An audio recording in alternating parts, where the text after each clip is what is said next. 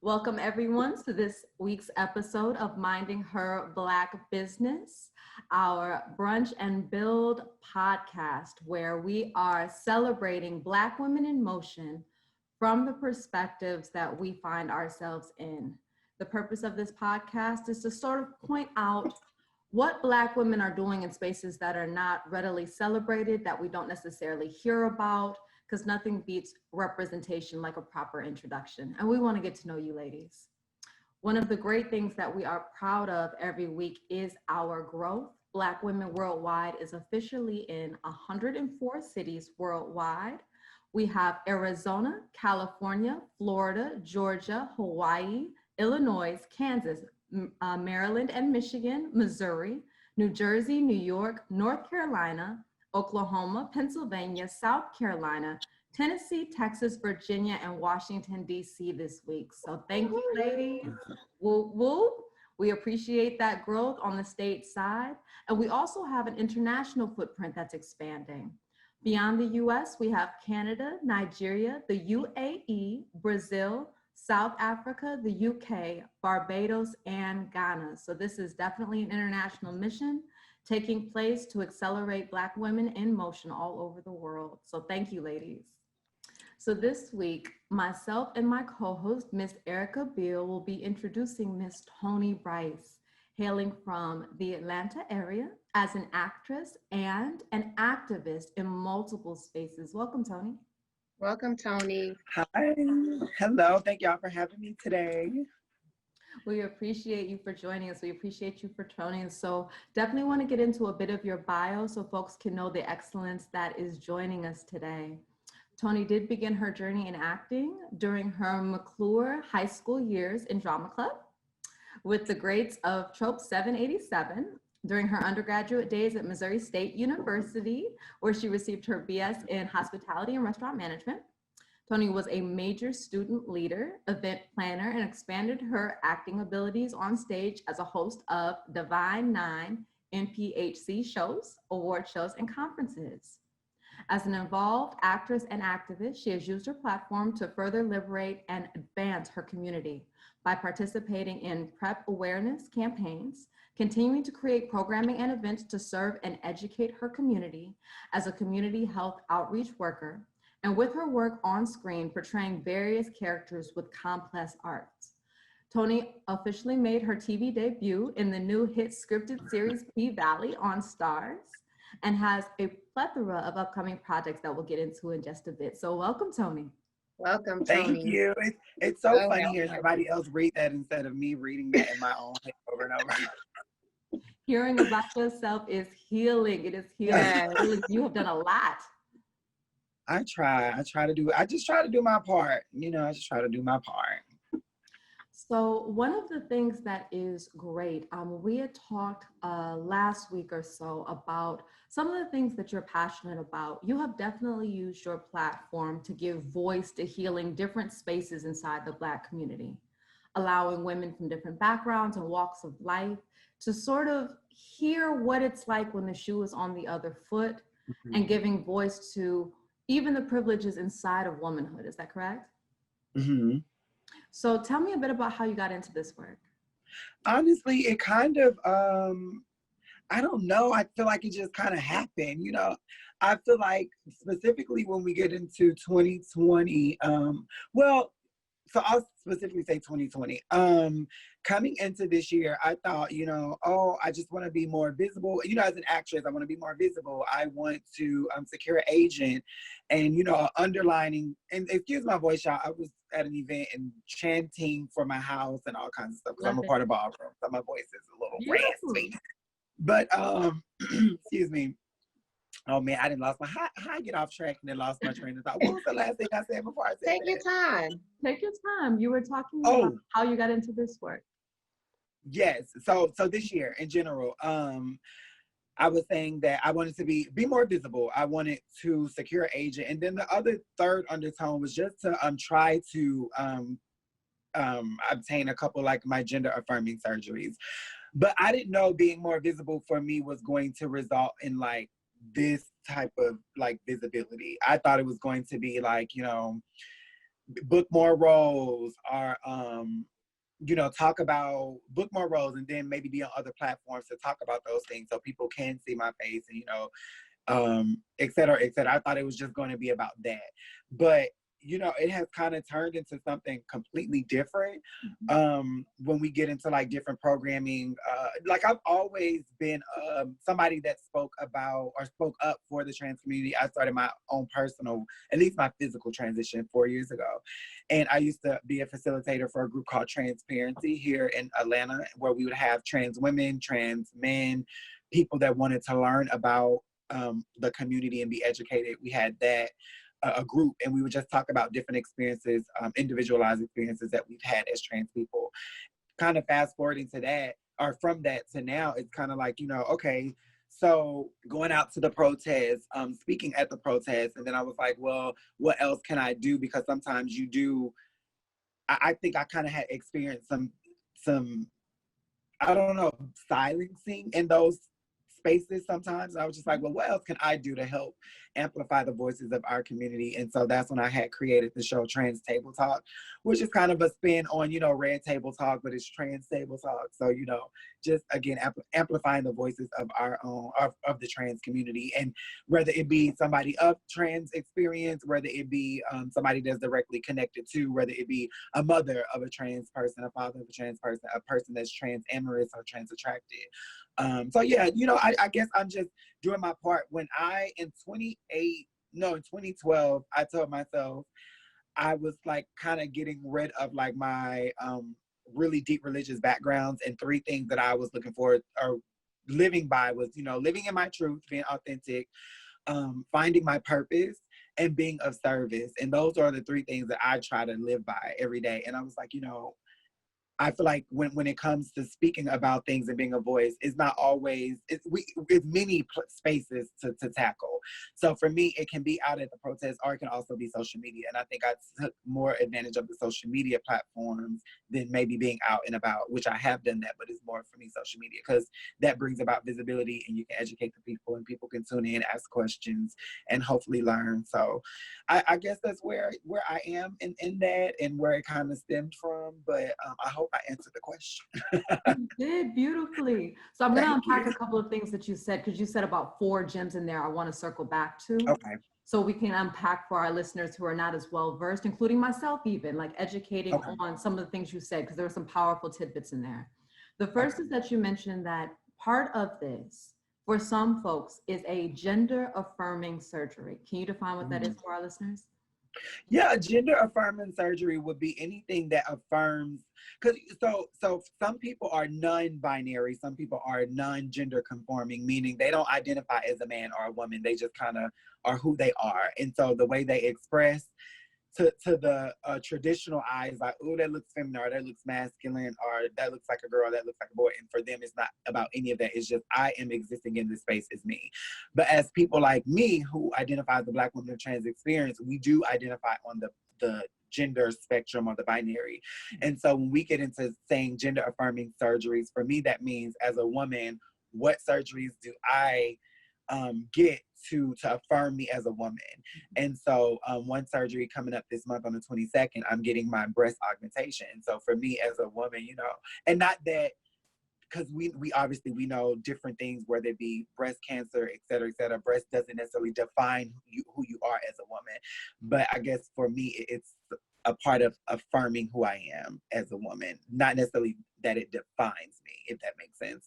So yeah, that's just a part of gender affirming surgeries, whether it be facial feminization to make your face more feminine, whether it be body modifications, whether it's, the body, BBLs or hips, our butt, our breast. Then you get into gender reassignment surgery, or some people say sexual reassignment surgery, which is where you take the assigned organ at birth and you reassigned her.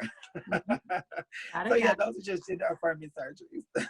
So the reason I get into that is, as women, we have a lot of trauma, pain, and a lot of work to do when it comes to our experience inside of medical spaces. Medical spaces for Black women are not safe.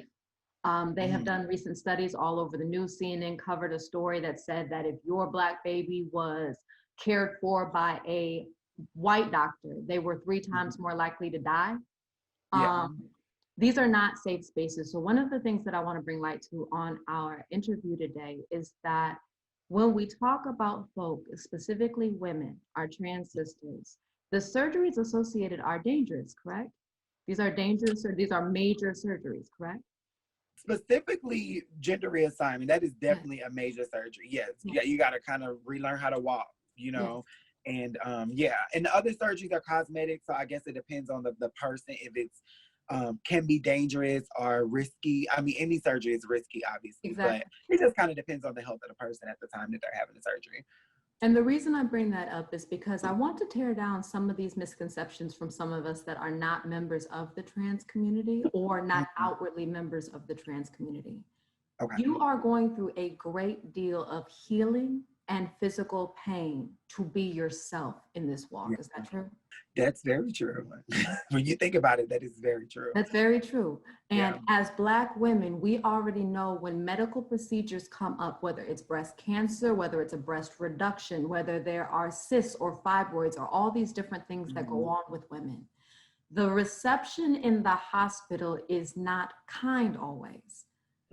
So I can only imagine as we're going through what is considered cosmetic surgery, but for some of our women, necessary ways of being able to be my full self, ways to be related to and treated as who I am. It is a shame to me, that is one of the things that I thought of when you were speaking, that the Black woman's experience inside of medical care is so poor.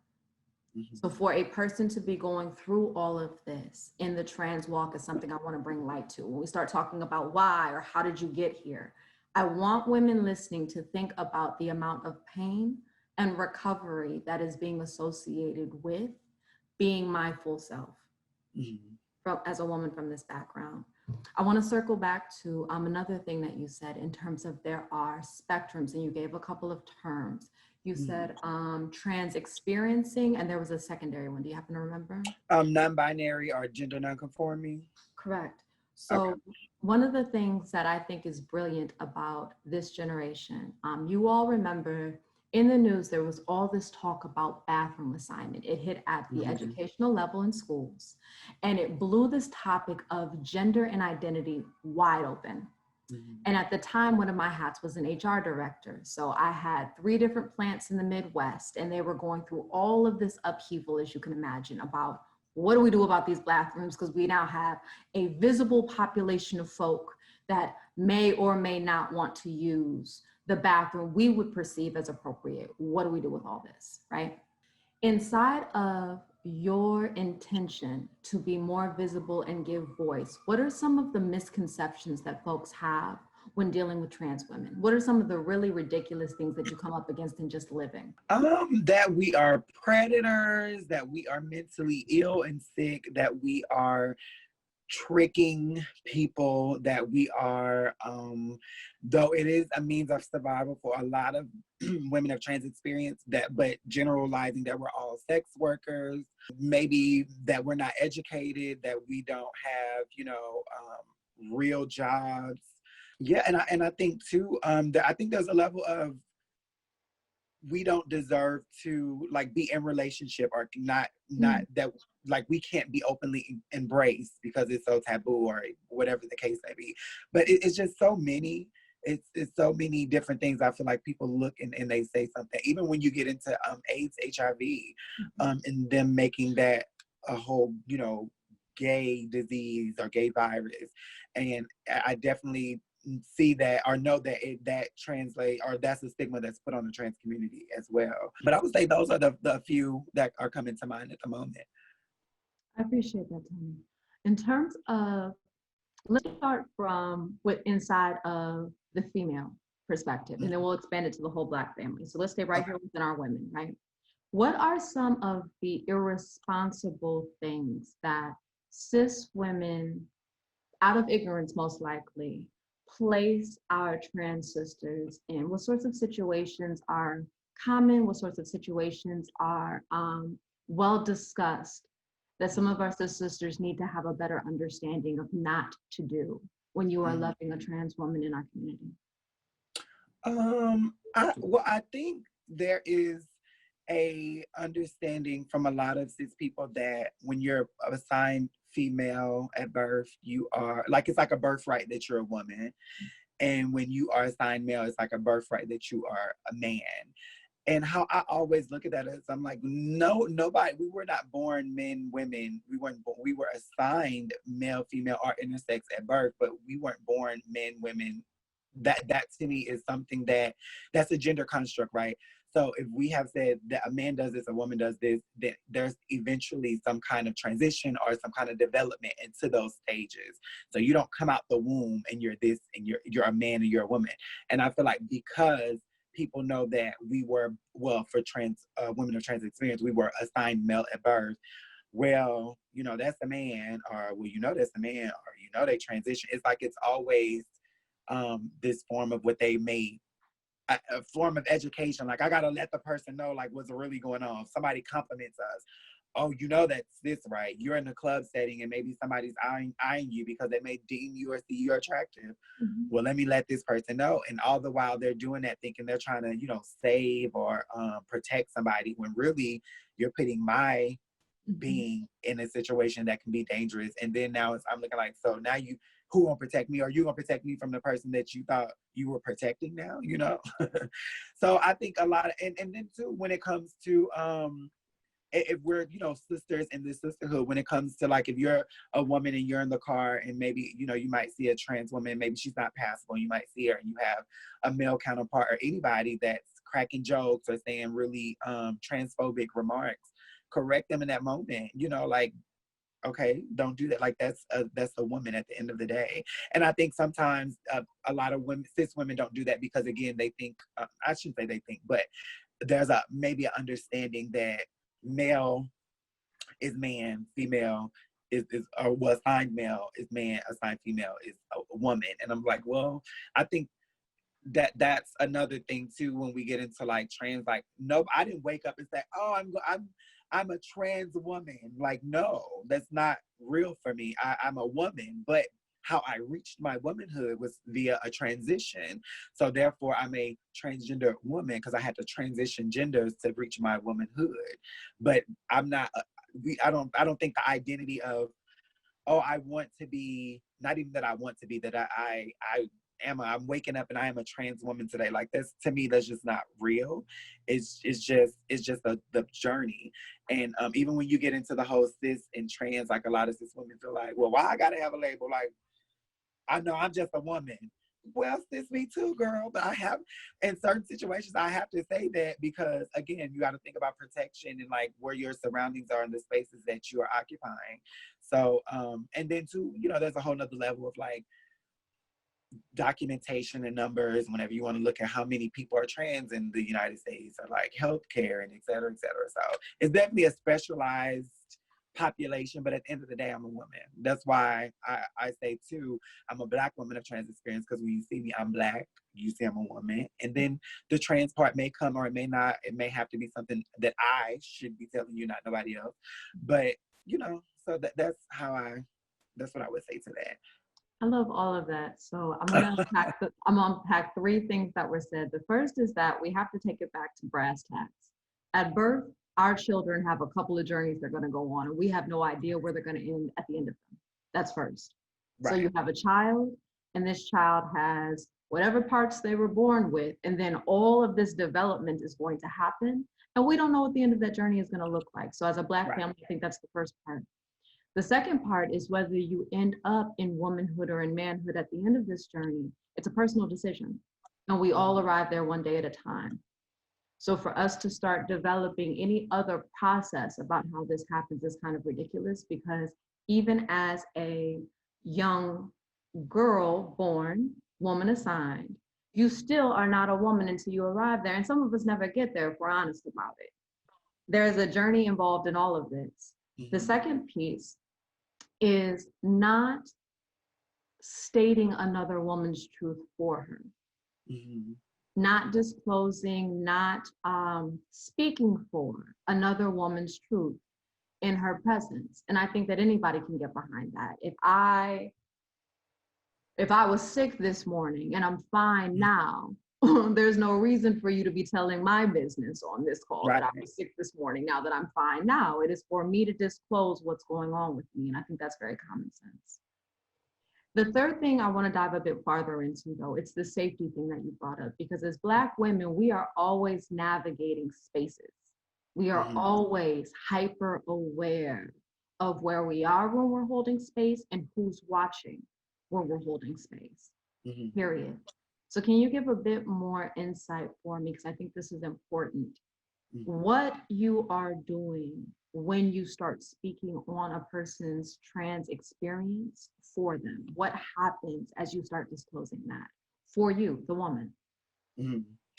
Well, for me, it's kind of like, in a way, it just feels like kind of just, it's disrespectful, because that's not your truth to tell. Like, that's for me. Yeah, it's just for me. And then there is that immediate sense of, okay, like what's about to happen? Like, I need to vacate the premises. Like, I need to remove myself from this space, because you don't know. And I can be the most open person, which I am, about who I am, and it still can feel that way, because you don't know how people are going to react. I did a monologue. I do these things called monologue Mondays, just to kind of keep the creative juices flowing while we're, going through the pandemic. And I did one. It was about a girl that had went to the club. Well, she was with her friends, and her friends brought her to a club, and it was predominantly cis people. And she's at the club, and she's already uncomfortable. And so all of these men are in her face, and they want to try and talk to her and get her number. And she's just uncomfortable. And it's like, I didn't want to be here. Like, I didn't want to come here. And then what happens if somebody finds out? Or what happens if somebody tells somebody, like, what's going to happen to me? Like, who's going to protect me at the end of the day? And to give light to that, we just had an incident inside of all of the highlighting of police brutality and attacks against Black life. Right here in California, we just in the last month had 3 of our sisters that happened to be of trans experience attacked in the Hollywood area. And the video is awful. For those listening in, the video is heartbreaking. It is disgusting. It's completely recorded by the attackers, which is the first thing that's heartbreaking. The second thing is that it probably goes on for about 8 to 10 minutes. It's the similar length of recording that George Floyd's murder took, to keep that apples to apples, right there around 8 minutes. These women were robbed of their purses walking from a club to the car. They were robbed of their purses. One young lady was physically hit over the head, knocked unconscious. Police pulled up, saw the girl laying on the ground. Her friend is actively calling for help. 2 police officers in a police vehicle acknowledge, pull off, all while this is still being recorded by the attackers. There were men and women from the Black community that walked by, and instead of helping, recorded. Yeah, pulled out their phones and recorded. Pulled out the phones and recorded. And I'll be honest with you, I don't know what happened after that, because I stopped watching. I tried my best to manage, one, being aware of what's happening to our women, while also, managing the fact that I don't want to see folks desensitized in this way to violence against women. It's just, it's abominable in a way I can't quite articulate. But one of the things that you mentioned that I think is super important for us to address as a Black family is that sometimes, because we can't relate to one of multiple aspects, multiple facets of being a Black woman, we dismiss people's safety, a human's entire safety, in a similar situation that we could find ourselves in at any moment. Yeah. Every Black woman on this call, every Black woman in this space understands that feeling of getting back to your car, or stopping by the gas station, or someone that is pressing you for a phone number and you already know you don't feel like being bothered, and how to navigate that. A couple of fun statistics for folks listening in. 92% of Black women that are murdered by somebody that they know. And 92% of Black women that are assaulted by males in the Black community. For other women, the statistic looks very different. There's more of a mixture of what's going on. But interacting with Our male presenting counterparts as Black women can be a uncomfortable and frankly scary experience when you're moving through spaces. And I can't say that loud enough. So, Toni, when we were talking last week, you gave a couple of very clear cut examples that I want you to kind of give some voice to. I think one of them was what it feels like just to pump gas. Yeah. Could you give a bit of light on that? Because I don't want to speak for you, but I thought that that was a very good example. Mm-hmm.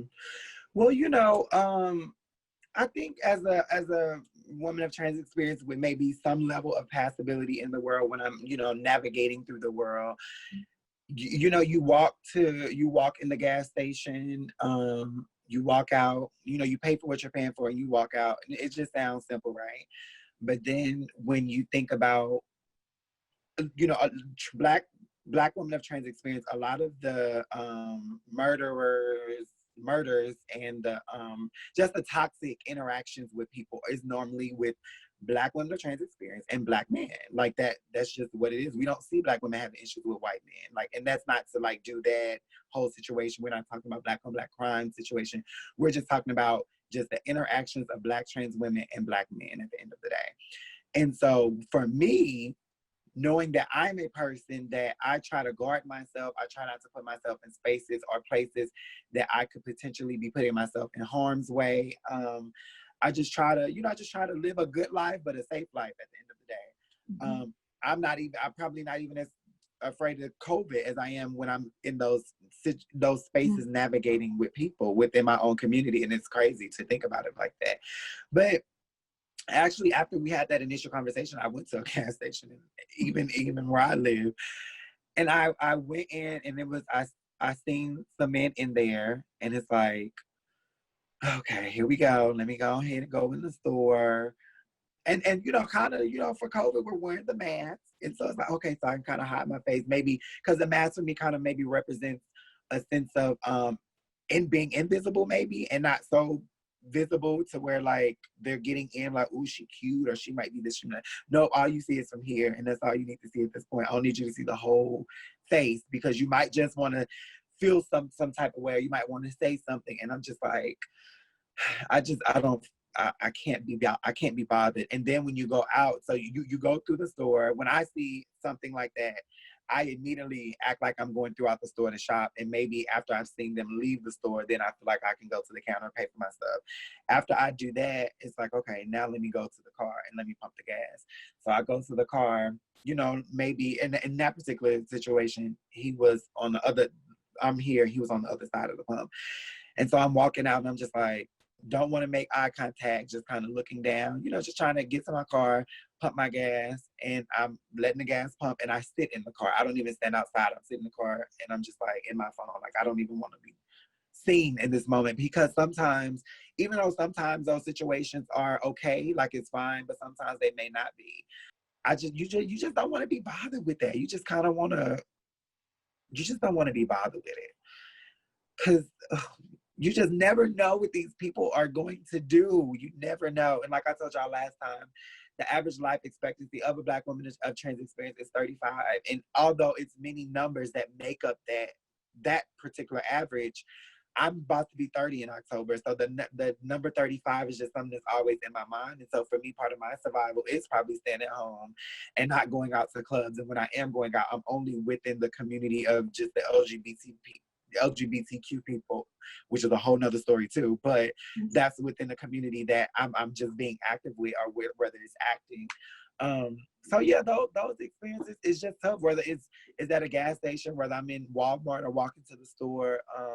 Yeah, it's just always like, okay, breathe and let's get through it. Something so simple as just walking in the store and paying for gas is sometimes so triggering. And it's not even that somebody even had to say anything or even look at you. It's the fact that I see the people in the space, and the fact that I know what people can be capable of because we see it.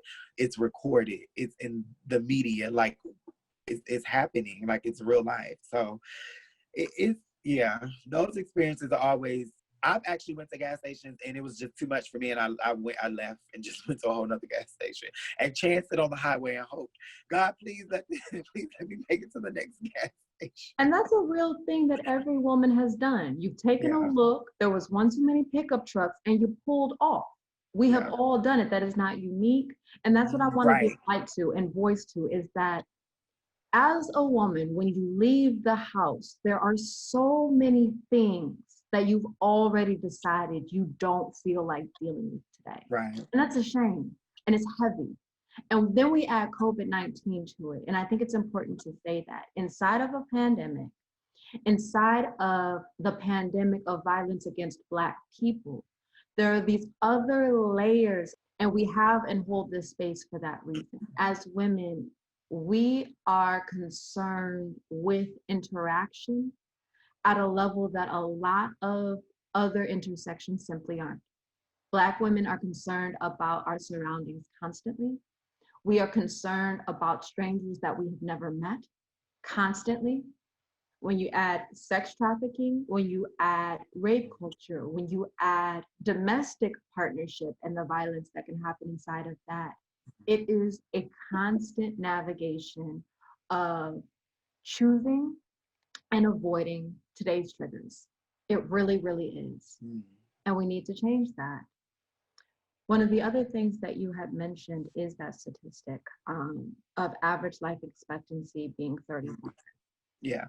We had a sister by the name of Ayana Dior that made news by being attacked. She did not make news for her accomplishments, though she has many. She did not make the news for all of her contributions to her community. She was attacked on a public metro rail by a group of Black people, Black and brown people. And I bring that specific instance up because I want to stress the idea of some pre-story happening has been erased. Our cell phones are out. We see it from onset to completion. And the violence goes on so long in the face of so many people that could interrupt it. So when you're telling your story, Toni, I don't want to belabor the point of what we are navigating internally. I want to give concrete affirmation that I also have these same concerns, that I also get out of my car and feel these ways and decide whether I feel like being bothered today. And it's disgusting and it needs to stop. So for our listeners that are in partnership with our male counterparts, for our male counterparts that are listening, I appreciate you. I want us to take this conversation as a point in time where we pivot. And I want us to start thinking about the way that we approach Black women in general. Back in the day, the catcalling and the you walking up and saying whatever you felt like saying was something that was well supported. I get that it was a culture. I understand that music had no concept of consent, but we are now here. And it is important that we start doing better because frankly, it's too much to navigate just to pump some gas. It's too much to navigate to simply grocery shop. And these are people's friends and these are people's daughters, and we need to stop. So that's my little PSA on that. Moving forward, let's get into the intersection of the LGBTQIA experience class and where we can do better. A lot of the things that we stress as Black women worldwide is all data stresses that vulnerability is what isolation creates vulnerability for women. We are stronger in community. We are stronger in group. When you isolate women, there is a higher risk of unsafe behavior, higher risk of violence, higher risk of attack. It's just the way that the data comes up all across the world. So you were saying that for you, moving in LGBT spaces are easier. It's easier for us to socialize in those spaces, to hang out. But even in that space, you were mentioning there's some things that we can improve on. So what are some of those educational moments look like? I think, I think it's a couple things. I don't feel like the community, a lot of people within the community have really educated themselves on what transgender is or like what that means. I feel like a lot of people just think we're gay people.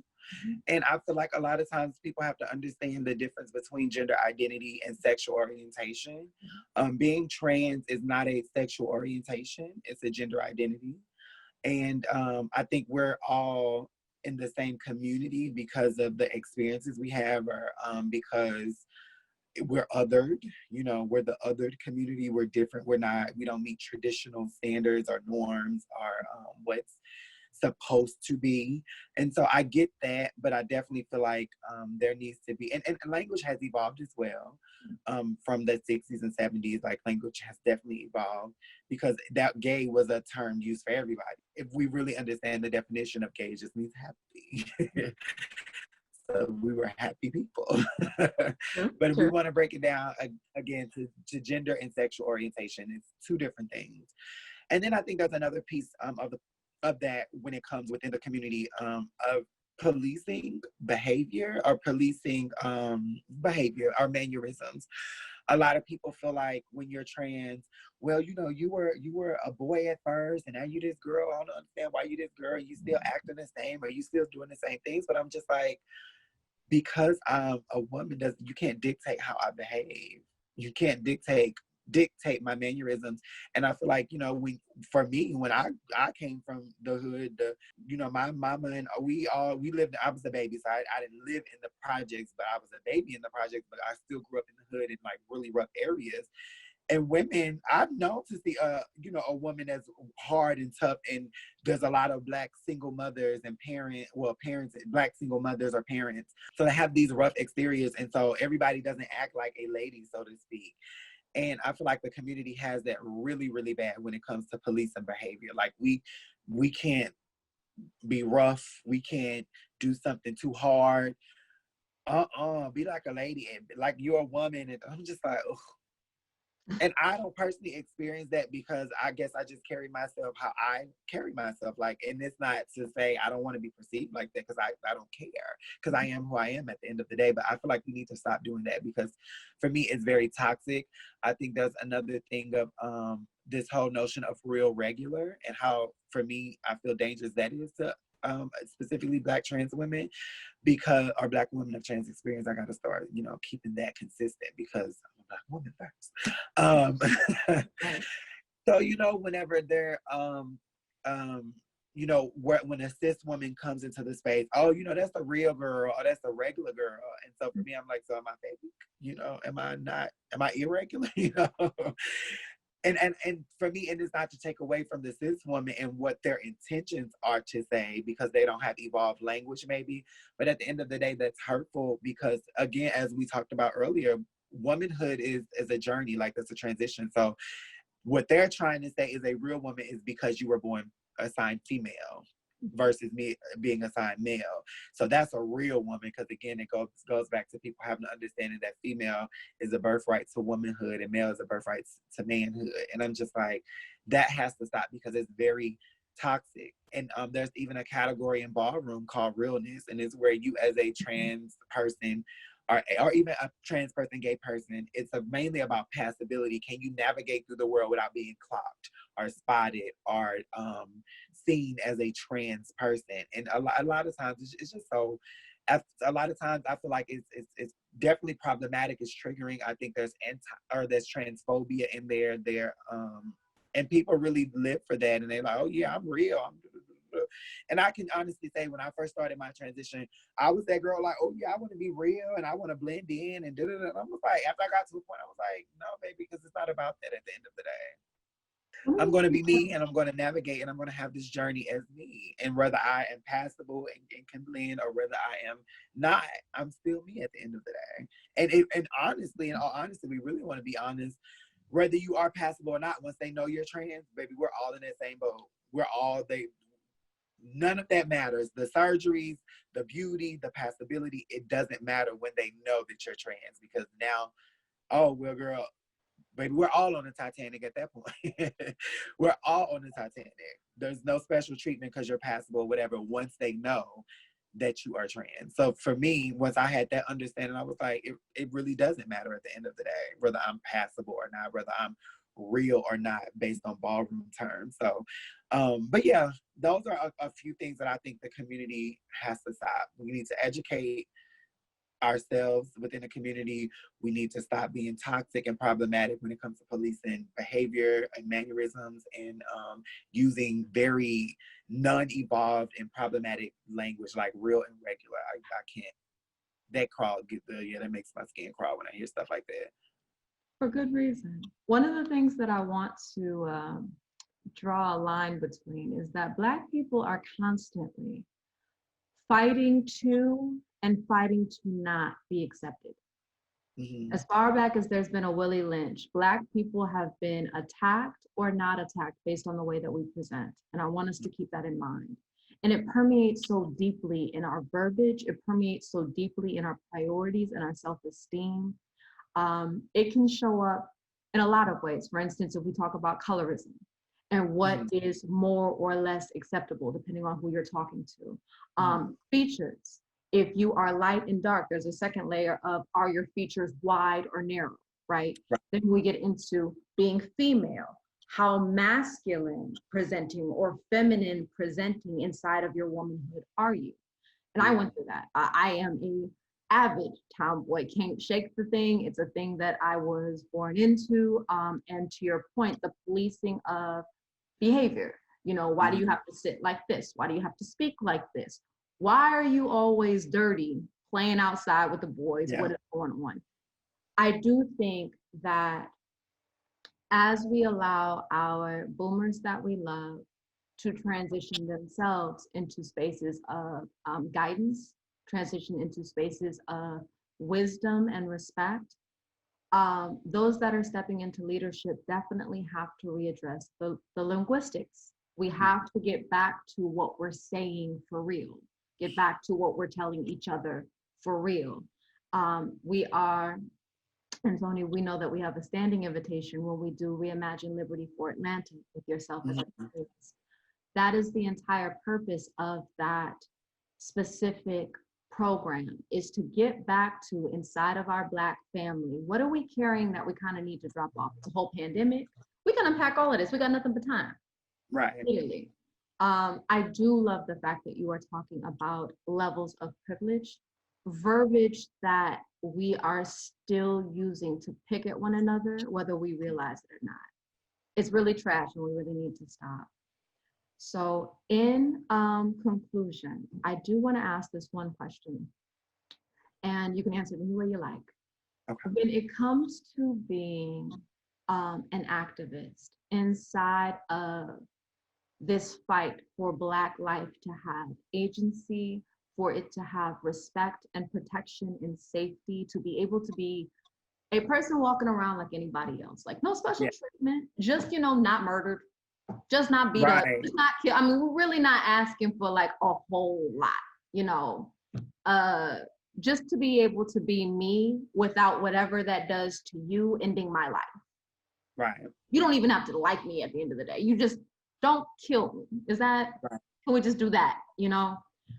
Inside of this whole fight that we find ourselves in, what would your ask be of the Black community, of our country at large, of humanity globally? What would your ask be if you were to push that conversation one step forward? You know, I think there's this, I always say this, and as Black people, our liberation as Black people is connected to one another. Like, we can't be free. Like, one part of us can't be free unless, like, we all have to be free. Like, that's not a realistic thing, because at the end of the day, we all share this common denominator of being Black, whether I'm cis, trans, or whatever. And I just really want people to understand that. I really just, it's to me, it's just so, it's a basic understanding. Like, I'm Black and you Black. Like, why can't we, why can't that be something why can't that be enough for not necessarily understanding and acceptance and all of that, because you don't have the power to do all of that for me, but the respect factor, like, why? So I just want people, I really just would ask people, like, why don't we understand that? Yes, that part. Like, why don't we understand that? Like, well, you know, right? Like, why don't we understand that? And then I will also maybe ask people, like, why is your your life? Why is your being so threatened by something that you're not or you don't identify as? Like, why are you so threatened? Like, what have you been taught, or what have you been through, or what experiences have you had that would make you feel or think that way? And then try to unpack that. Like, don't sit in it. Try to unpack it. Like, maybe get some counseling, because I do believe in counseling or therapy. I think we all should have that. Like, we go through a lot as Black people, period. So I don't know. I guess my question is just so basic. Like, why don't we understand that our liberation as Black people is connected to one another? And also, like, even the origins of how movements have started, you know, like when we think of civil rights and we think of well, at the time it was called gay liberation, you know, it was the laws, it was the police, the government. Like, it's really not different. Don't get me wrong, the experiences of how things came about is absolutely, but the when we think about the things we were fighting against, let me say that we were fighting against, so the laws and things of that nature. And then also I want people to understand that you know, before colonization, you know, there was, you know, the Native Indigenous people. And what we have to understand too, when it comes to Native culture, there are people in the culture known as two-spirit people, and which translates to, you know, 2020 as trans people. And those people, they were revered, they were looked up to, they were the people that the people went and got guidance and advice from, because they were looked to like, you have these two energies inside of your body, like that's amazing type of situation. So we've always been here. Predating that, in when we get into African history and culture and et cetera, like we've always been here. It's not something new. Visibility might be new for people, but we've always been here. We've always existed, and we will continue to. But just ask yourself, like, why don't you understand that our liberation as Black people? Why don't you get this connected? I love it. You mentioned something earlier that I want to end the call on, which is that when we're talking about the boat, you mentioned the Titanic, and I love that. Oh, the Titanic. I'm gonna make that boat a little bigger because I think it still applies here. The reason that these talks and the reason that understanding one another is important is because we are erasing our Blackness when we allow certain types of Black to be unacceptable. Yes. And that's just the bottom line. So however you feel about my queerness or my trans experience or my lightness or my darkness or my feminineness or my masculineness, if you allow that to be a reason that Black life is taken, we're never getting out of here. Never.